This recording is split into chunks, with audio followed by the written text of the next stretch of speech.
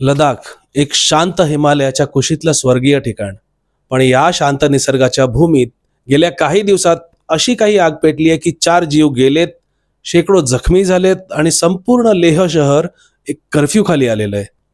काय घडलंय नेमकं, कोण होतं या हिंसाचारामागे आणि खरंच ही जेनझींची क्रांती वगैरे काही होती का, हे सगळं आपण सविस्तर जाणून घेऊया आपल्या दुर्बिणीतून.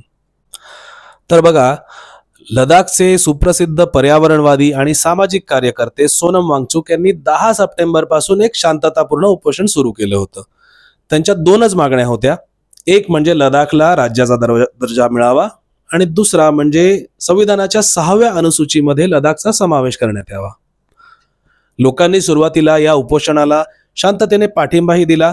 अनेकांनी भूक हडताल केलं, घोषणाबाजी केली, पण हिंसा कुठेही झालेली नव्हती. आता आधी 6वी अनुसूची म्हणजे काय ते जाणून घेऊया. आसाम, मेघालय, त्रिपुरा आणि मिझोराम अशा राज्यातील आदिवासी भागांना स्वायत्तता देणारा प्राविधान या अनुसूचीमध्ये आहे.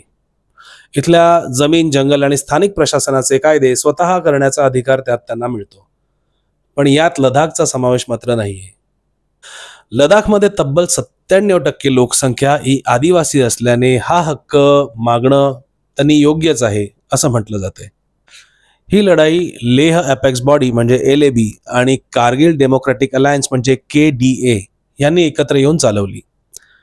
यात धार्मिक, सामाजिक आणि राजकीय गटांनी सुद्धा सहभाग घेतला आणि यात सोनम वांगचुक हे सगळ्यात पुढे होते. पण एके दिवशी एका उपोषणात ते सहभागी झालेले असताना 2 लोक, एक महिला, एक पुरुष हे बेशुद्ध पडले आणि त्यानंतर LABच्या युवा शाखेनं लेह बंदचा पुकार केला आणि त्यानंतर बुधवारी हजारो लोक लेहच्या रस्त्यांवर उतरले.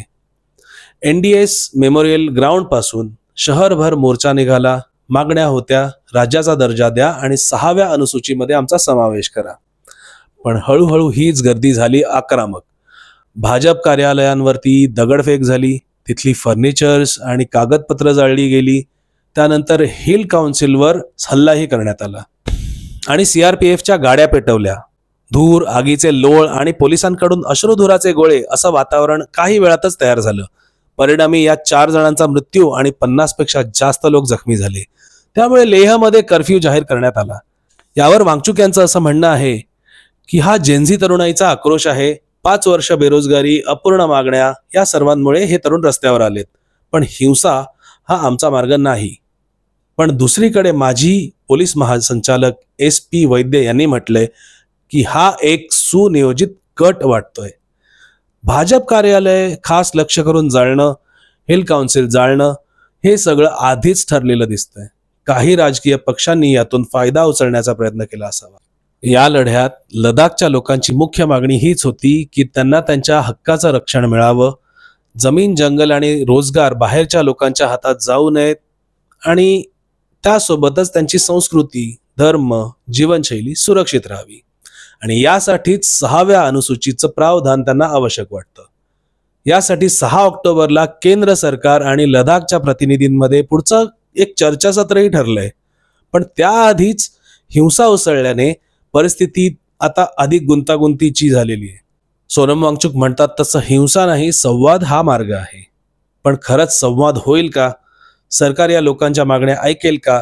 की लडाख आणखी एका राजकीय वादळात अडकणार आहे? ही उत्तरं आपल्याला पुढच्या आठवड्यापर्यंत स्पष्ट होतील कदाचित. पण एवढं नक्की की लडाखच्या शांत डोंगरात आता लोकांच्या हक्काचा आवाज घुमू लागलाय. या प्रकरणामध्ये पुढे काय घडतं हे आपण नक्कीच डिस्कस करूया. तोपर्यंत तुम्ही ही व्हिडिओ लाईक, शेअर, सबस्क्राईब करा आणि बेल आयकॉनवरती क्लिक करायला विसरू नका.